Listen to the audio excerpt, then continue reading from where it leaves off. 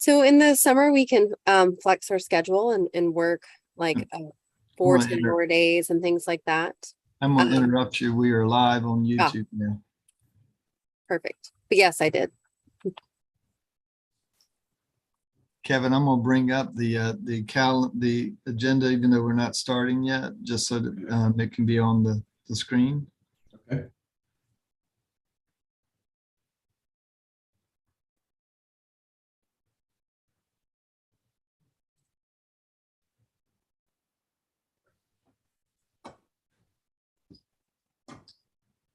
And we'll start in 2 minutes.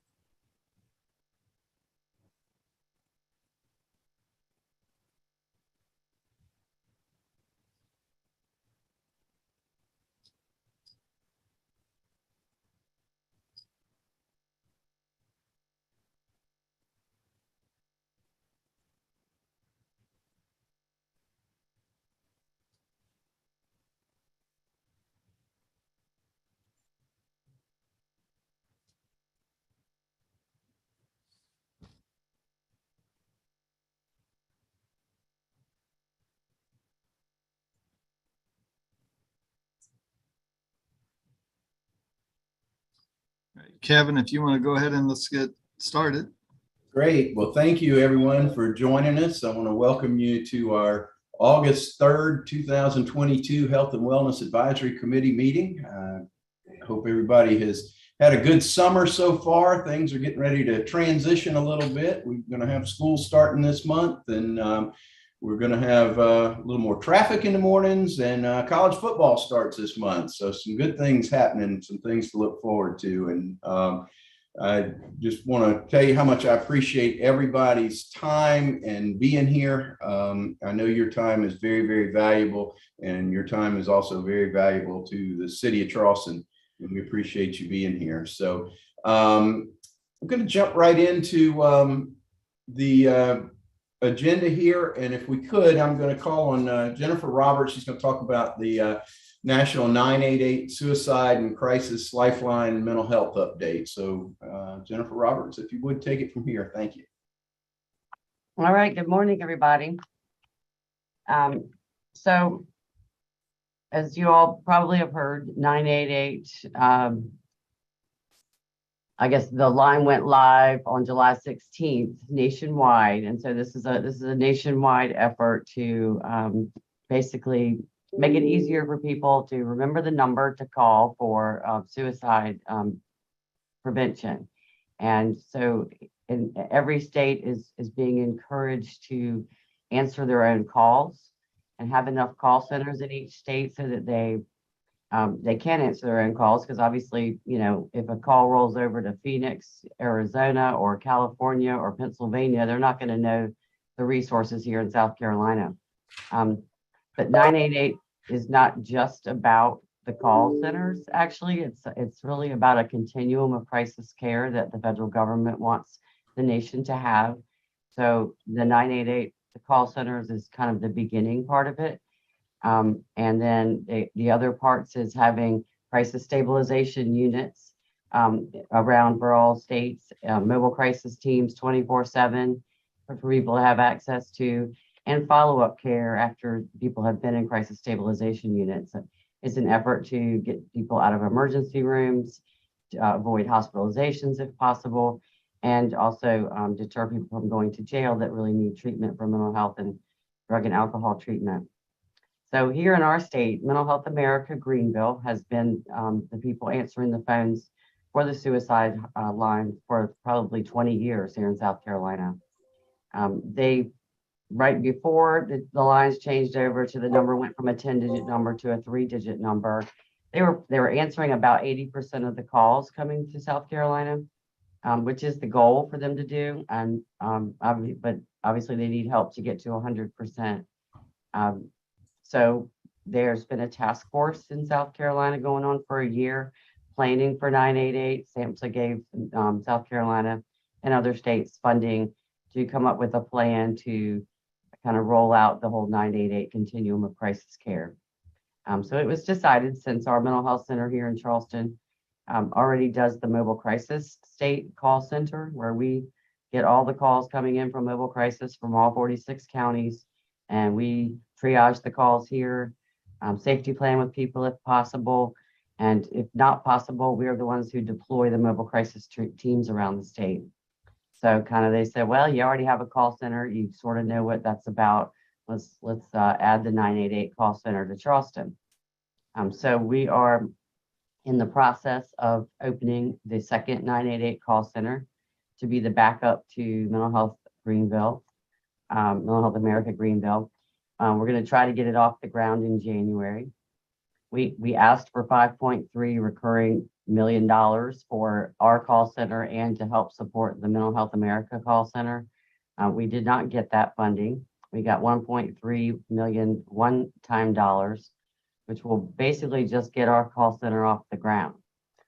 So if we don't get more funding from the legislature or SAMHSA or somebody, we'll open a call center and then we'll have to close it back right up because we won't be able to continue to pay for it.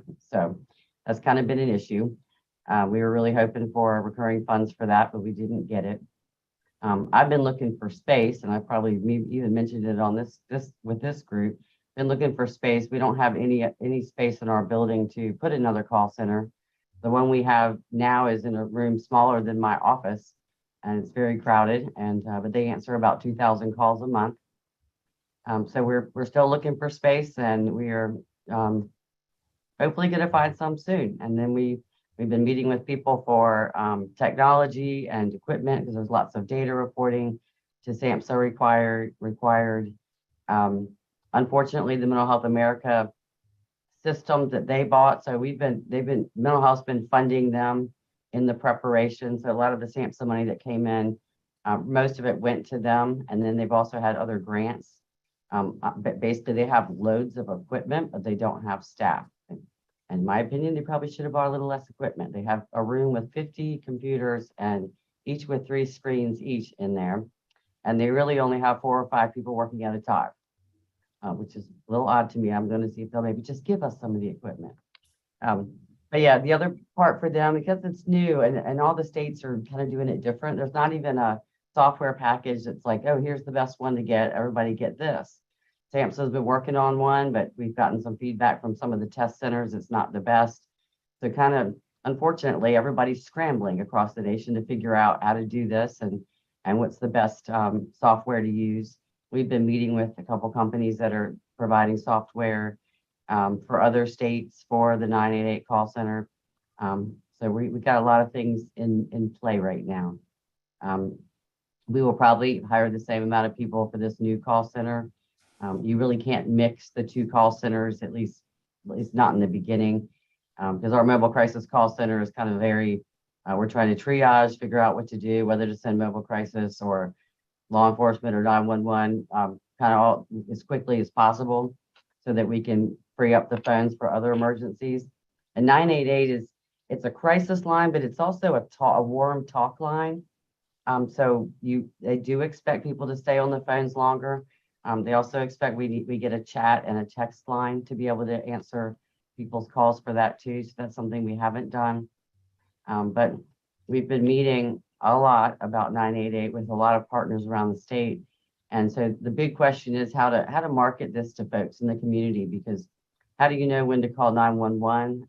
How do you know when to call 988? And how do you know when to call mobile crisis? That's what we're trying to figure out because, you know, we don't want, unfortunately, we don't have a seamless system where you can just literally pass a call and be able to read the information that was said to the other people.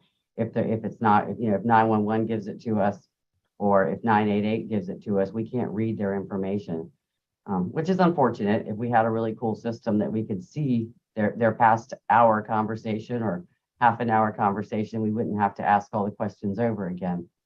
But you know, it's everybody's trying to figure this out as we go, and hopefully we're going to land some really good equipment to track everything and to help make the job easier and seamless as possible. We will have probably a challenge hiring because we have a challenge staffing the one call center and our other 24-hour programs, but this will be our 4th 24-hour program here in Charleston, Dorchester. So it's exciting. I think it's going to definitely help people. I can say when 988 went live on the 17th of July, they did have a huge increase in calls, but they were also doing a lot of media about it. And a lot of the calls that they get aren't actually crisis calls. So you got to kind of weed those out, just like with our mobile crisis call center. We get a lot of calls from patients looking for appointments and medications and things like that get counted into the calls. But I think as far as the continuum of care here, DMH has been trying to get funding from our legislature for 7 more crisis stabilization units across the state. We did not get funding for that again, but that is part of what this is about. So if you guys know anybody in the legislature, you know anybody that could help, I mean, they really need to help fund us. We can't do it alone because we didn't get much funding at all from the legislature this year. In fact, probably the worst budget that we've had since the recession in the middle of a mental health crisis. So that's kind of my update on 988, but we're excited about it. And I do think that you know, our center will hopefully do a good job if we can hire people and get our salaries up so that we can keep people to work it. But if you know anybody looking for work on a call center line, either mobile crisis or 988, please send them our way. Does anybody have questions? Thank you, Jennifer. Paul? Paul, you're on mute, I think.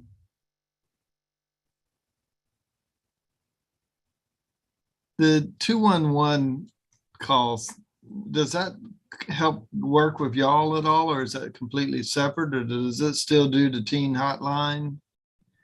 How does Yes. that play? 211 is still around, and we do pass some of our mobile crisis calls to the 211 center. If we're not busy, we go into their database or you know their information too online. But they are separate. But one of the good things, I don't know if y'all are familiar with Charlotte Anderson, but she kind of ran 211 here in Charleston for many years. Well, Joey probably does, or at least heard of her. So she's on the kind of planning committee also for the 988 center, and because she's got a lot of experience. The 211 used to take those calls here in Charleston until it kind of got moved about, I don't know, 10 years ago. So that's more of an information resource line. It's not really meant to be a crisis line, but and I guess they kind of use the word warm line where people can call and talk to folks. But if it becomes an emergency, they would likely be passing it to 988, 911, or mobile crisis. And does Berkeley County have any kind of, what kind of crisis lines do they have? Berkeley County, we answer those calls. I mean, you can call the mental health center there during the day, but there is a state number for all mobile crisis calls. So it's for Berkeley and every other county in the state of South Carolina. Thank you. And it's 833, I'll put it in the text, 833 DMH CCRI, which is, it used to be called Community Crisis Response and Intervention when we were expanding mobile crisis across the state. Unfortunately, we decided to change it back to mobile crisis. We kept ours named mobile crisis. We said nobody can remember that. It's too hard of a name. So, but it's how I remember the phone number.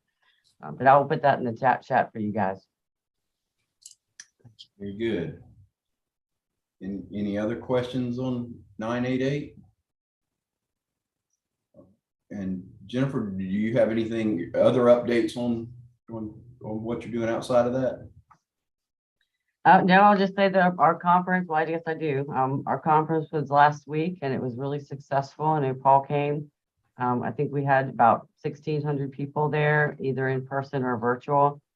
Mayor Tecklenburg welcomed it and it was awesome. He played the piano and talked about mental health, and we were really happy with it, and kind of mostly went off without a hitch. We did lose our final entertainment, which was also going to tell a mental health story because one of them did have COVID, but fortunately it was the very last thing, and nobody minds getting off an hour early on a Friday after a conference usually. So Very good. Well, but thank you, Mayor. And one other question, South Carolina Hopes, I know you wanted to give an update on what was going on with South Carolina Hopes. That's right. Thanks for reminding me. So we just found out that South Carolina Hopes we're not going to be able to take any new referrals for SC Hopes. So anybody who is already part of SC Hopes will still have their counseling either with Charleston Center or with us or any other drug and alcohol around the state or mental health paid for. But apparently, I think SAMHSA's in charge of that one too. And they're changing this assessment tool for it. And because of the change, they wanted to go ahead and they're going to start that like in December. So they wanted to not accept any new patients. So that we just found that out the other day, and they said you kind of effective 3 days from now, we won't be able to take new patients. But anybody who is currently being served and assisted with their bills for treatment will still get assistance, at least as far as I know today, until the end of June. Very good. Well, thank you very much for all of that. Any other questions before we move on? Thank you again, Jennifer. Appreciate that. Thank y'all. I'm going to jump a little bit out of order. I want to bring Maggie Dangerfield in because a lot of you know that schools are very close to starting back up. Teachers are getting ready and geared up, and the administrators are. And I know Maggie's been extremely busy, and I want to make sure we give her time to talk to us about Charleston County schools a little bit. So Maggie, if you would. Thank you, Councilman Shealy. We're really excited. Our 2022-2023 school year is on the horizon. The first day of school for students is August 17th. And then our CD programs and whatnot will start that following week. But we are getting ready to welcome families and students back into our buildings. Today, we have about 400 teachers attending Great Teachers, Great Leaders. It's a program that we have at West Ashley High School. And so we're there welcoming them and getting them excited for the new year. And then, of course, this Sunday, in partnership with the city, we have the annual First Day Festival, and we'll have several of our departments as a part of that celebration here at the Gilliard, providing information, helping students get registered. We'll have our nursing services department there. We'll have our student information department, our Office of Translation and Interpretation Services, and our Office of Family and Community Engagement, all there to answer questions and get everybody all set for the new school year. Then the following week, we kind of are gearing up as we welcome our teachers back officially. They all come back on contract the week of the 11th and 12th. And so we'll have some professional development days and some of our annual back to school media tours where we showcase some of our capital programs projects that have been taking place this past year that are now ready for families again to join us. And then we have our inaugural CCSD football jamboree that unfortunately was canceled last year due to the spread of COVID in all of our teams. Ultimately, I think ending up in quarantine or coming off of quarantine or not having enough players. So we are excited to be able to host that event this year, and that is at the Bob Hayes Field at our District 2 Regional Stadium in Mount Pleasant, where all of our football teams will play one another at the high school level, and I believe Bishop England as well is joining that event. Just a couple of things this year that are different from a nutrition services standpoint. During COVID, all of our breakfast and lunch programs were free to students and families, and that is changing this year. So they will no longer be free, but we are encouraging all of our families to complete an online application that will review your family's status and see whether or not you qualify for a free or reduced rate. And so that's really informative for all families to complete at schools. And that will give kind of a total snapshot of what's going on at the school level in terms of how many students will be eligible for that.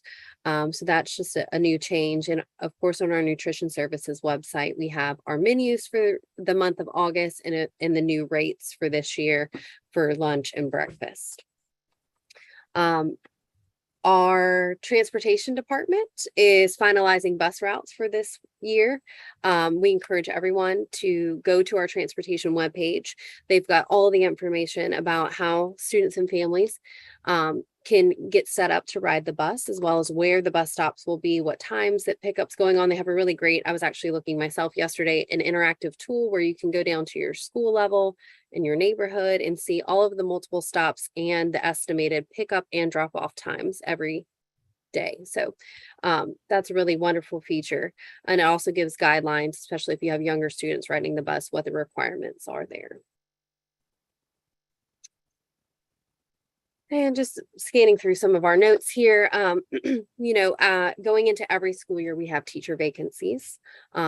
That's prevalent across the state. And of course, CCSD isn't necessarily beyond having vacancies as well. I believe the last count we had in mid-July was about 140, but we know even that week that at least 20 or 30 had been filled. And so we're slowly closing that gap to reduce the number of teacher vacancies we have. And we probably will have an updated number this week. So we continue with our teacher recruitment efforts and ensuring that all of our students have the teachers and staff needed to help them have a great, excellent school year. And I think that completes, I'm trying to make sure I didn't miss out on any other important updates. I think that completes the gist of what we have going on back to school wise. All right, great, Maggie. Thank you so much. I know you've been busy. Let me just to be clear, ask you, all right, so the breakfast and lunch, I'm assuming there's emails or something being sent to people, but if someone did not get that information, how do they find it, or where do they need to do? Absolutely. That is a great question. Yes, we have been communicating with families about that. I know particularly at the school level, they have been asking all of our families to complete that application. But if they did not receive that communication on our webpage, on the homepage, if you scroll down below our banner, it says school menus. And you can click on that icon and that'll take you to our nutrition services page where they have information about what the school meals are for the next school year, as well as a link to the meals applications, prepayment options for families who know that they're going to be purchasing lunch throughout the year to get their accounts ready, and other things like nutrition information, ingredient lists, allergy lists, things like that. Okay, very good. Well, thank you. Any other questions for Maggie Dangerfield? Well, thank you so much, Maggie. I know you've been very, very busy. We appreciate all the work you do for Charleston Yes, County sir. Schools in our area. Absolutely. Thank you. Thank you for letting me share. All Mr. right. Chairman, Yes, sir. Maggie, thank you for mentioning first day this Sunday, and I'm going to ask Paul to distribute a flyer about that to everyone, because there are some vendors there that focus on health and wellness and nutrition. We're using the Gilliard now, so people can come inside and discover resources available to them. It's really a great family event. Kids can get in the aquarium for free.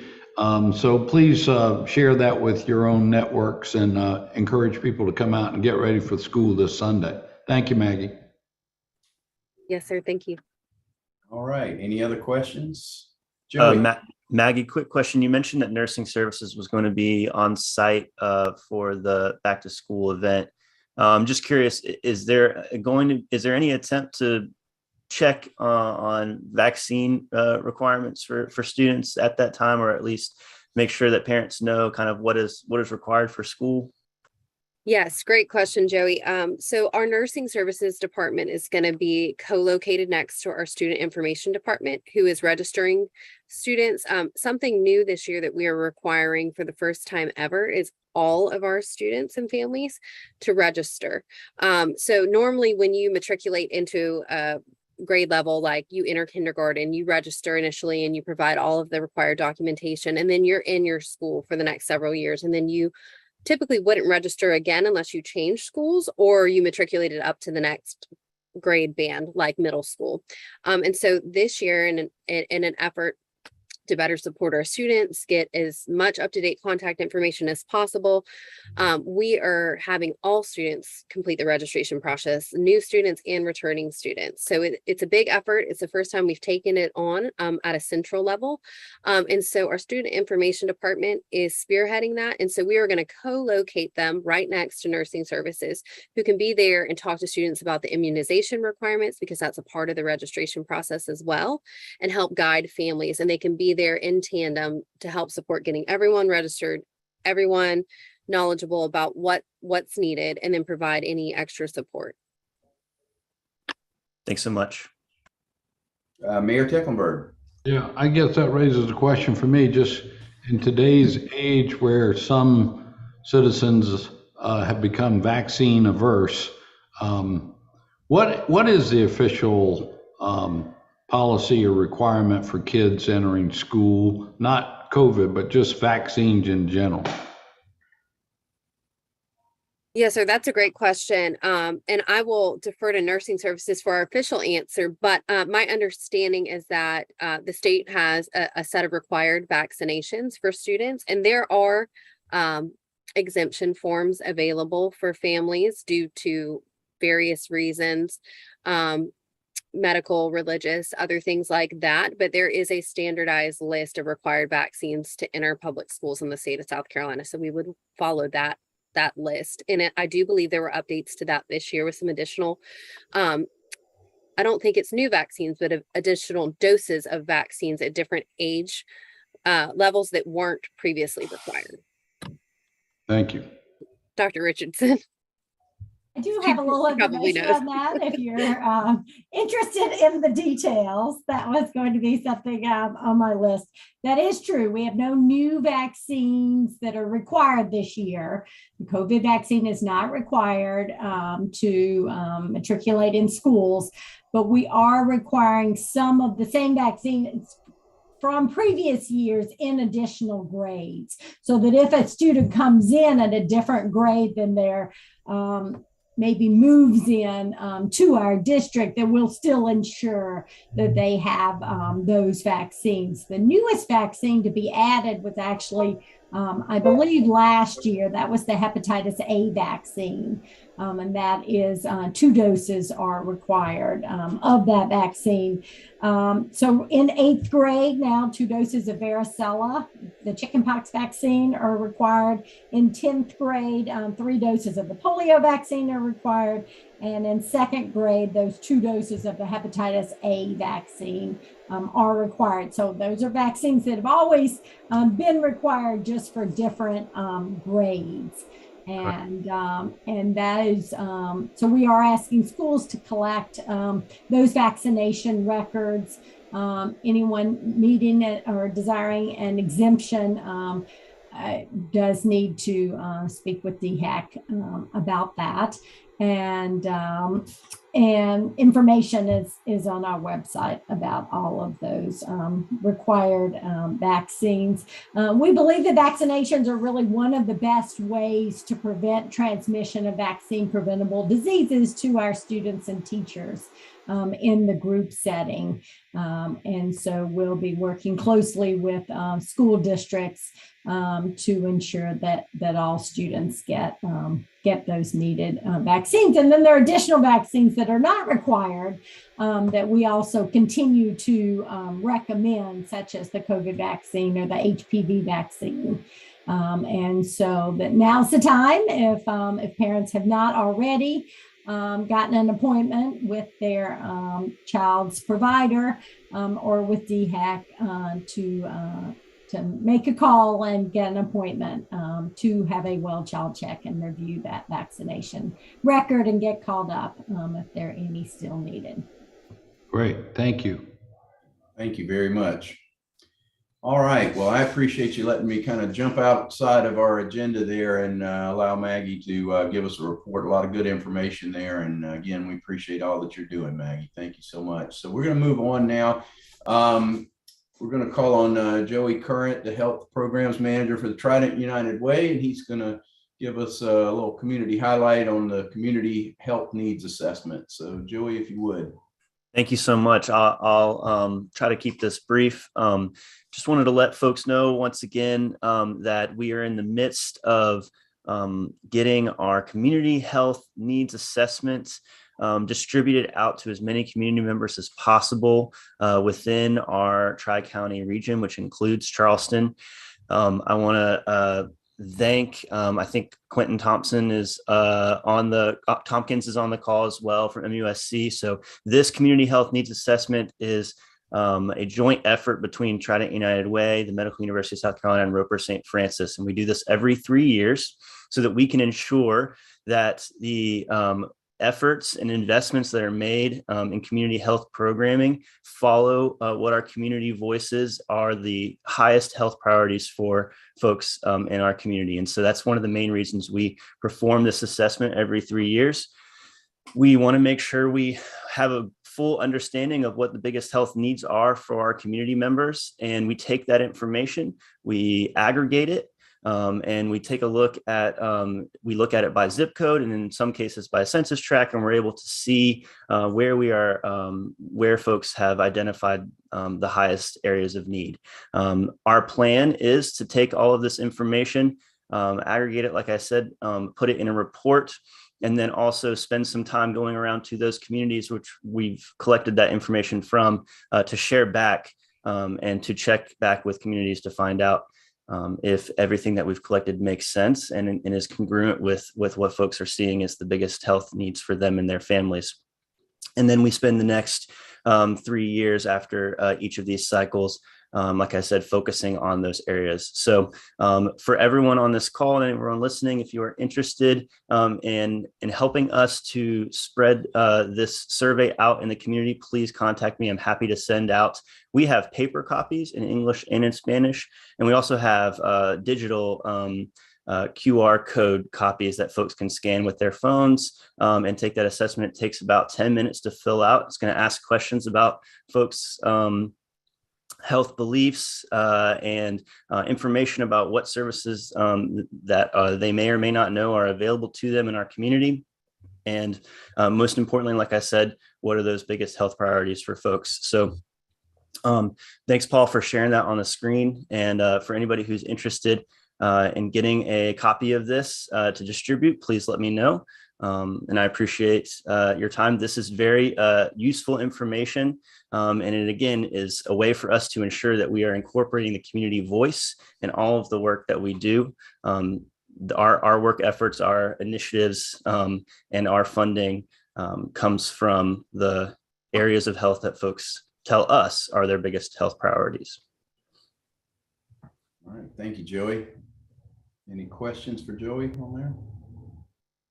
So Joey, what's the timeline like for this to be completed, if I may ask? No, thank you so much. That's a great question. We have extended the data collection period until the end of the year. And so we are collecting that data all the way through the fall and all the way till the end of the year so that we can really make sure we get as many responses as possible. The last time we did this, about 3 years ago, we got over 5,000 responses across the 3 counties, which was very exciting and a great deal of information. And we're hoping to meet that goal again.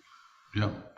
Well, if you're not planning on being there on Sunday, send some information down. We'll put it somewhere at the Gilliard. But Paul can share this with our neighborhood and business services group. They have like a weekly email that they could put it out maybe every month for the next couple of months. And our PIO office does our social media. We'd be happy to put it out on our social media and our email blasts over the next couple of months.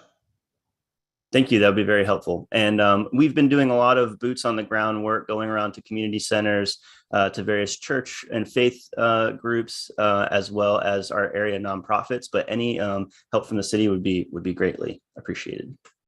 Oh, and maybe, Paul, get with Mike Wack and send it to the Clergy Council and the Latinx Council as well.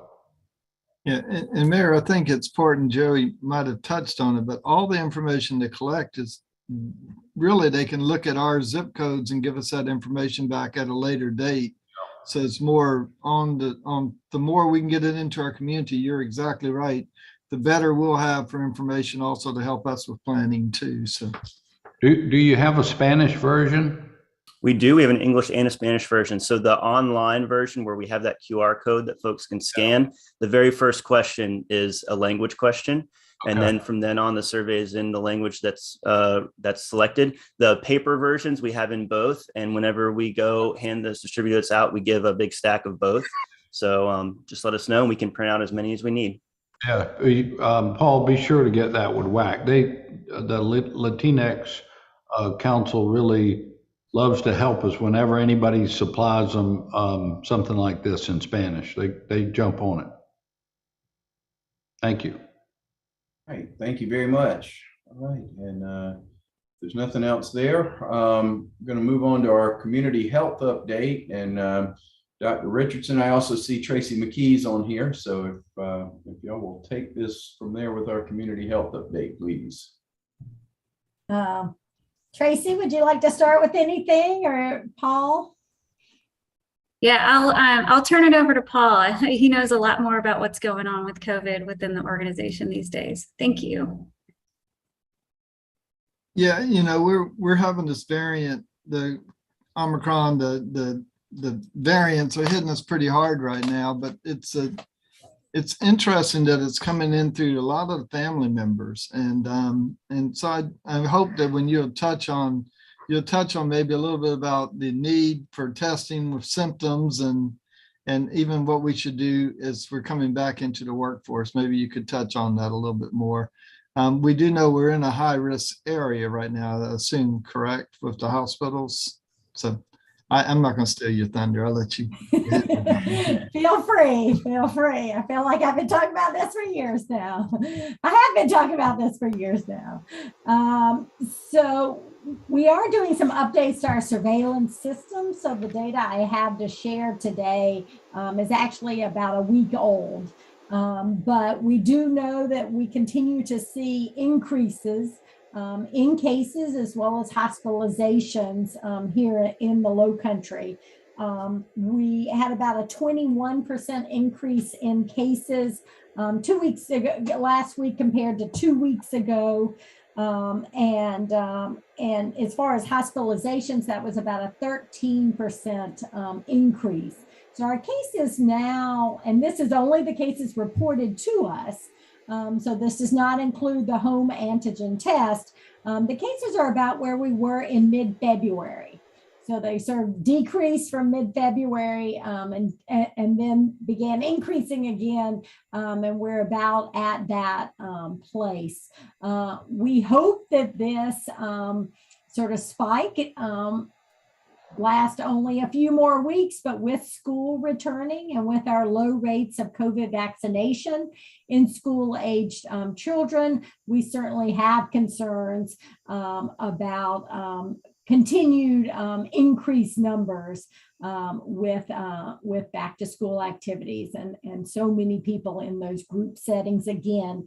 So I think our messages around COVID and schools are really that while masks will not be required, we do continue to recommend masks. And I'll talk about the two different community levels that we look at, but suffice it to say that both maps show high levels in the entire Low Country right now. And when we are at a high level of transmission in our communities, DHEC and the CDC do recommend wearing masks when indoors around others or in high risk settings.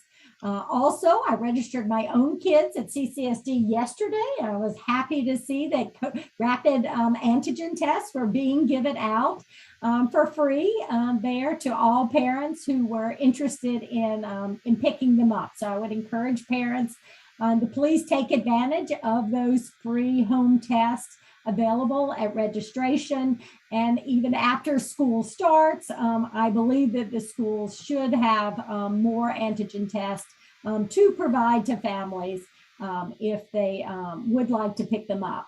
The federal government is also providing free tests through the Postal Service, and DHEC, any DHEC health department will give out 10 free antigen tests to anyone who comes into a health department per day. So please, I encourage everyone to take advantage of those, to have them around, really for testing at 2 times. 1 with any symptoms, and 2 with a known exposure. When someone is told that they were around someone with infectious, with COVID while they were infectious. Those 2 times we do recommend testing and staying home when ill.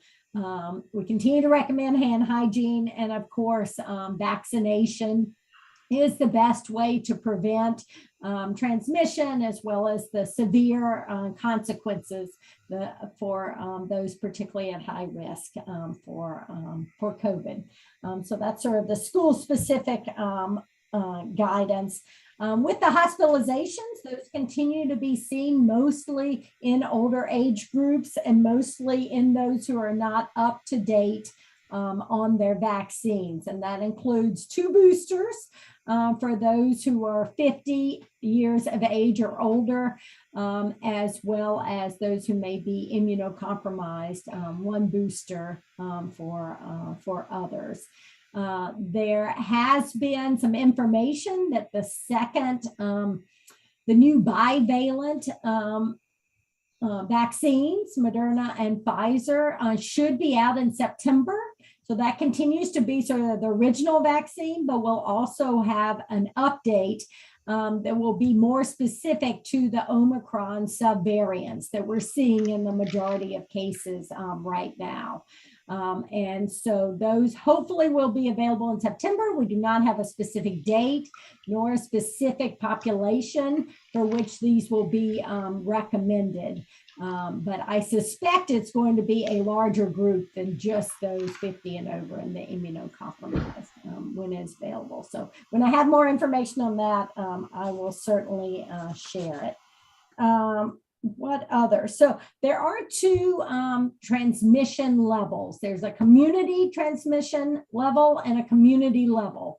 And I wish the names were a little further, a little more different, but the community levels are really those that we want the general public to use to make informed decisions around prevention. And as I said, right now, as of this week, all low country counties are in the highest risk level for that community level of COVID in our communities. There's also the community transmission level, and that's really used for clinical settings to decide whether masking is recommended in hospitals, long-term care facilities, and other high-risk congregate settings. And for that, our counties have been in the red for some time.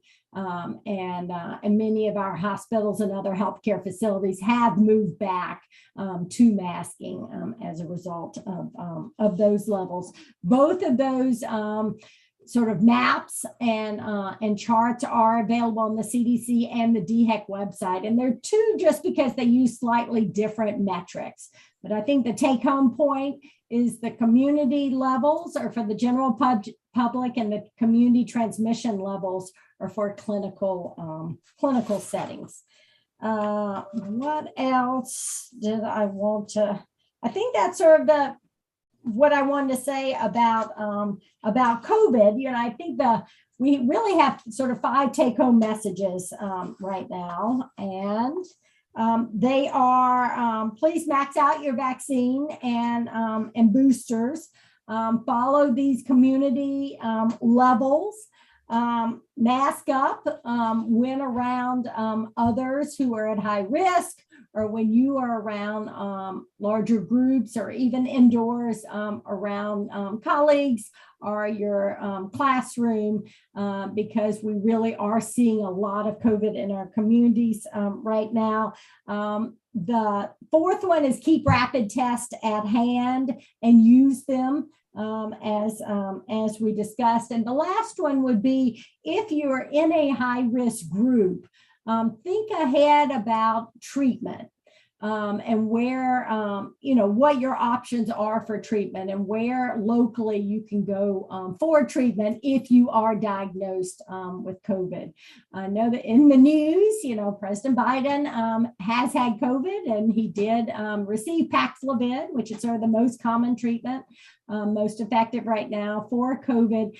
He did have what's called rebound COVID, which is seen only in about 6% or less of cases in those who've taken Paxlovid. But it is a thing that happens, which is people take Paxlovid, feel better, finish their course, and then occasionally, like I said, in 6% or less, do then have a return of symptoms. We do believe the person is then again contagious.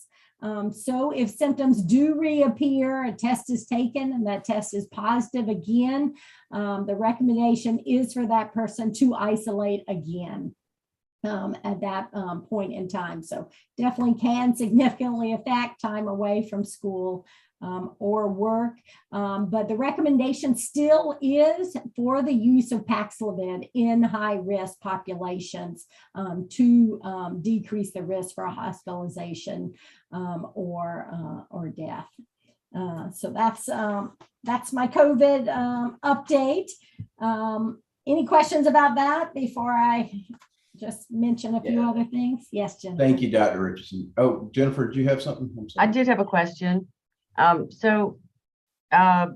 Is the recommendation for boosters still every 6 months? And what is your advice on folks who maybe had a booster 3 months ago and they want to get the new booster in September? What's the recommendation for that? So there's not a recommendation past the 2 boosters right now for those 50 and over. So it's not just every 6 months. Right now, it's just 2 boosters if you're eligible for that, 1 booster if not 50 or over or immunocompromised. I am going to recommend this bivalent vaccine when it becomes available.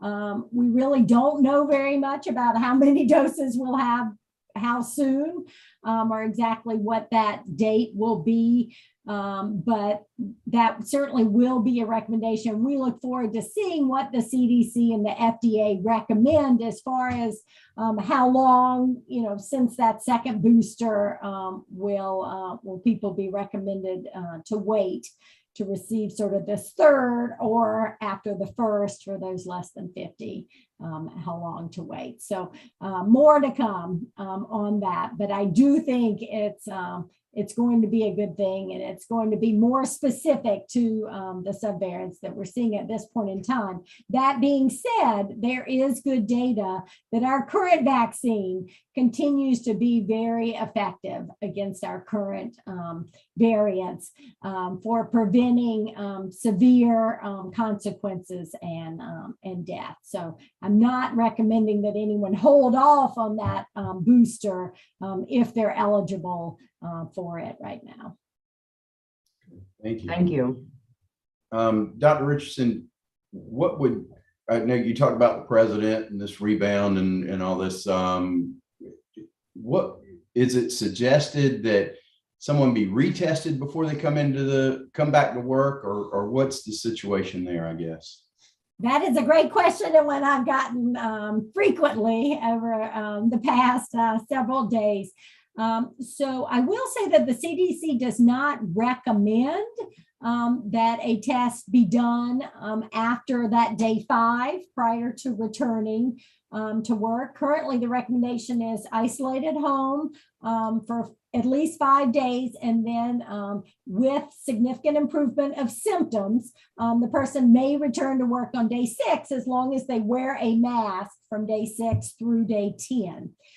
However, there's also guidance that says if you choose to do a test on day 5 or day 6, or if your symptoms return, a test is recommended, that if that test is positive, that you do continue to isolate at home. And so the CDC explains that it really was an access, decision about having enough at-home tests. We do know that with greater time from symptom onset, certainly people become less and less infectious. But if that rapid test is positive, that is a good signal that the person is still contagious. And so I will say, personally, with my own family and friends, I do recommend testing because I don't want to give it to my, family, friends, and colleagues. If I'm positive, I would continue to isolate until that test becomes negative. That being said, there are some people who are immunocompromised that may test positive even after the 10 days. And that would be a discussion certainly to have with your provider. If that is the case. So you don't have to test to return to work, but if you choose to test, please then pay attention to those results and continue to isolate if it's positive. Thank you. Okay. Paul? Just Katie, on that question, if I am asymptomatic on day 5, but I test and I'm positive, should I still stay out or? That is the CDC and DHEC guidance. So if you test, whether having symptoms or not, and that test is positive, we believe there's a good correlation between are you contagious to others and is that antigen test positive. It gets more complicated with a PCR test. That test can stay positive for longer, even with just viral fragments. It's a much more sensitive test. So we're not recommending a PCR shortly after diagnosis. But if you do a rapid test, even if you're asymptomatic, we do recommend that you continue to isolate. And once you test negative, then again, if you're still within that 10 days, return with a mask to protect those in your workplace or community. You mentioned that the hospitalizations have gone up lately. Are people recovering in the hospital? Is there plenty of Paxlovid and other medications? And are we able to treat people that are in the hospital right now? Yes, that's a great question. What we are seeing, and I should have mentioned that, is that our death rates have stayed quite low, and even lower sort of than the national average. And I like to believe that that's by the great health care that our community health systems provide. It certainly means that we could be delayed from some other parts of the country, but that is definitely the silver lining of this spike in cases, is that we've not seen that rise in deaths that we have seen follow cases and hospitalizations with previous spikes. Very good. Well, thank you very much. Any other questions for Dr. Richardson or community health updates? All right. We'll move on to other community updates. If anyone has anything further. I do have a few other things besides COVID. Yeah, I'm sorry. I didn't mean to stop you. No, I wanted to mention monkeypox. I don't want to spend too much time on it, but do want to say this is an orthopox virus similar to smallpox, but generally a milder disease, usually self-limited. And really the message that we're trying to get out is we have about 23 cases now in South Carolina. So the risk to the general public continues to be low. But with an unusual rash, certainly if someone that you have been in close skin-to-skin contact with lets you know that they have had a similar rash, and certainly if they've been diagnosed with monkeypox, we do encourage you to seek medical attention and have that rash tested for monkeypox. Also, those who are at high risk, we do have vaccine available to prevent the spread of monkeypox. We are seeing it mostly in the LGBTQ population, specifically men who have same loving relationships with men.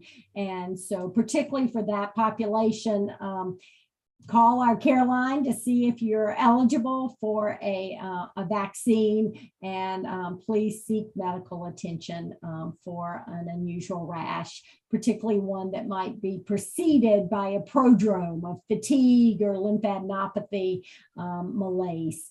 And so that's sort of what I wanted to say about monkeypox. We certainly have information on our website, as does the CDC, about that. And then I just wanted to mention that I've gotten Paul involved in a meeting we're beginning to have around being proactive on the opioid settlement funds that will be coming to our municipalities and states from the legal settlements that have happened. We want to, as part of this committee, certainly think about evidence-based ways to use those one-time funds to address substance use disorder in our communities. And we'll bring back certainly any thoughts on that as we begin to meet. And lastly, our Fast Track Cities community chats around ending the HIV epidemic. We continue to work towards having our first one in the city of Charleston for young people ages 17 to 24 in September. Don't have a specific date yet, but we'll certainly send that information out through Paul as it comes together. Thank you. Any other questions for Dr. Richardson? Anything else as far as community updates? Mayor Tecklenburg. I just want to reiterate that the city of Charleston will be receiving some of those funds. And so I would welcome any suggestions, recommendations from this committee on the opioid funds that we will be receiving. Of course, we've talked mostly on the Charleston Police Department law enforcement side. They do Narcan, they help prevent overdoses and save lives. So does our fire department. But there are other ways we can reach out in the community, hopefully, to utilize these funds. So y'all focus on that and let us know what you think. Thank you. All right, thank you. Anyone else under community updates? Anything? Well, I want to thank you again. We appreciate all your time, everything that you do for the city of Charleston. We are very, very fortunate to have this group of people who help us with the city and our decisions as far as health and wellness is concerned. And want to wish you a very good rest of the day. And thank you again. We are adjourned. Kevin, one last item.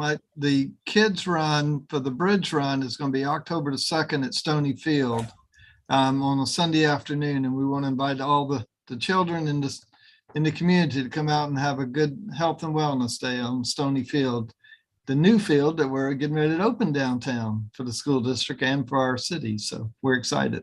We will be playing ball on August the 19th, the opening game for Burke High School. Come out and support the Bulldogs. Very good. Hey, Councilman Shealy, this is Quentin at MUSC. Yeah. We're also supporting two events that the city is doing. August the 11th over at Gaston Green is a back to school event. And then August 13th is an event over on Wilson Street, which is also a back to school event. So we're bringing out some of our folks from Sean Jenkins Children's Hospital. We're also providing vaccines. And I think there's a host of other community groups that are involved, but we're supporting the police department in the city of Charleston with those events. So Great. Thank you so much, Quentin. Appreciate that. Thank you so much. All right. Anything else? I just wanted to ask Quentin, is there a flyer for that event? We have a mental health counselor down there. I just wanted to make sure we knew about that. Yes, I think there's a flyer that the city actually developed. Let me see if I can't get my hands on it and send it to you, Jennifer. Thank you. Yeah, Quentin, if you have Paul's email, Paul can forward it to everybody too. Okay, sure. Yeah. Okay. Okay. I know at least Or one of me, them. either way. Yeah, I know at least one of them has a flyer developed. So, Okay. Well, thank you for bringing that to us. Thank you. yes. All right. Thanks, everybody. Y'all have a great day. All right. Thank you so much.